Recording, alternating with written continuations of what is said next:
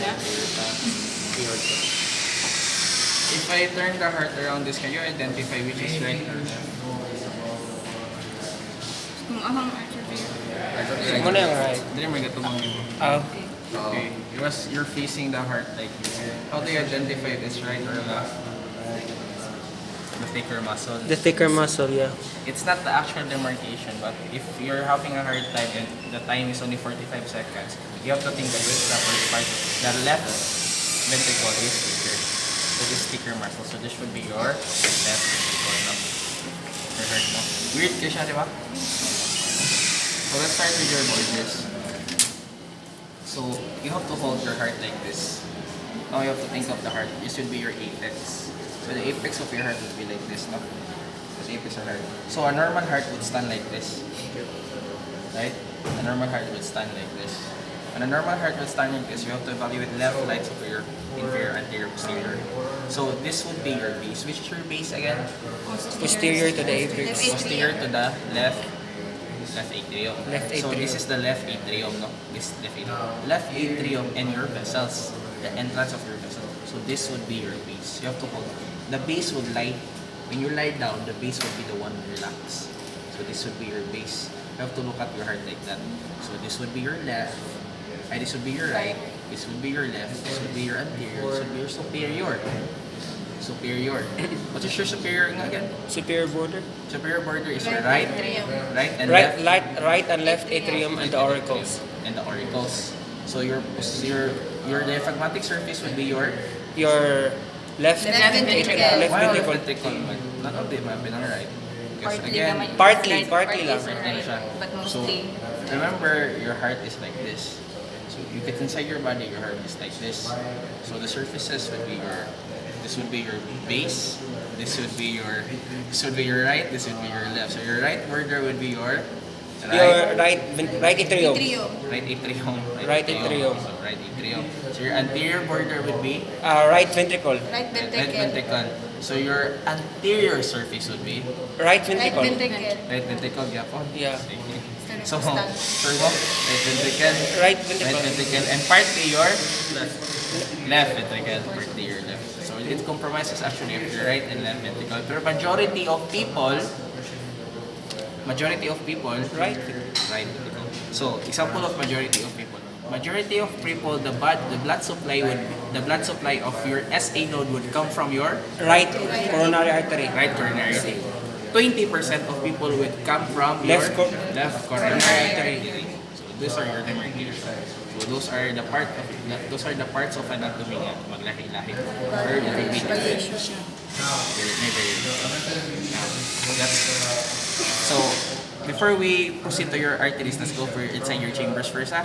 So, then we want to look at the cadaver.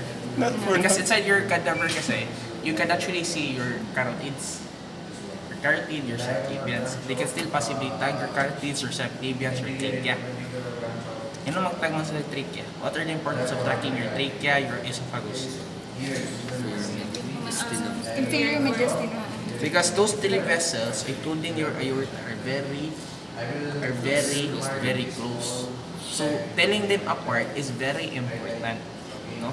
Telling them apart is very important between those three vessels. If you can't tell apart those three vessels, that's a very problem if you want to become a doctor, especially if you want to become a surgeon. Especially if you're undergoing first year medicine. That's a very big problem. So let's go inside your heart again. Now you have your right, Atrium. your right, Ventricle. your left, your left. Atrium. What goes in your right atrium? Superiorly. Superior and your Inferior. inferior venosus. Now, I think you've undergone this last anatomy lab, no? So review rin siya. Actually, kami-kami lang yun. Kami Kami last pa. anatomy lab din. Wala siya katulad niyo. Wala. Sige. Kami-kami lang. So, I won't teach you one by one. I will teach you the tagging, no? How do they tag this? If I tag this one, what would be your answer? Example, Ha? Di na ba? Cast. Cast. Cast. So what cast? Dili. Anterior, posterior, What septal. part of that tricuspid cast? Anterior, Posterior. Ha? posterior. Posterior. Posterior. Posterior. This is your posterior. Posterior. Because this is your Septal. septal. Then anterior. And this is your posterior. Remember ha? Demarcation, this is your posterior cast ha? So this would be your septal. Septal siya diri. This would be your anterior na part of your anterior. So this would be most likely, again na, anterior, AP, IPA, posterior and anterior. Posterior and anterior and posterior. Your posterior and septal. So this would be your posterior and septal. So this would be your posterior cast. But if you're not sure with what you want to answer in your anatomy lab, you just answer tricuspid cast, no? But if they specifically tag your papillary muscle, what would be? You would answer the specific papillary muscle, no? No. So the specific papillary muscle is posterior. Posterior papillary muscle of your tricuspid valve. Posterior, mas taas ang lungs. Lungs gain, bro. Mas taas ang lungs ninyo. So guys, let's go inside your right atrium na, no? Posterior katong set. As kabalo mo sa natin yung epidibulum. Katong dapit sa conus arterius. Diri. Padulong sa conus. Paduman. Basta. Soft man to siya part. Aortic valve man. Dulo sa aortic valve. Pulmonary ang... Pulmonary. Oo, pulmonary valve. Pulmonary valve. Guys, imagine na if this was still the heart, your oblique sinus would be here. Oblique sinus ha. Oblique here. And transverse sinus, there's a transverse sinus, this would be your pulmonary. This would be your pulmonary vein, di ba? So this would be here. So this would be your vena cava, no? If the vena cava was longer, it would be like this. So this would be your transverse sinus. Transverse sinus. Unsa din ang sinus din? Passageway. Space. You know, space. You're gonna get space. Itag na ng sinus. Depende if butangan nilang stick dire.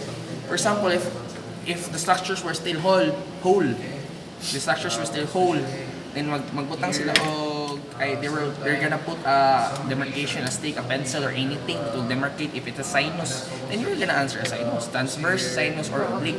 So oblique is very hard to tag. So you only have to remember in anatomy lab, you have to remember your transverse sinus. Now your rough portion is Pectinate muscles.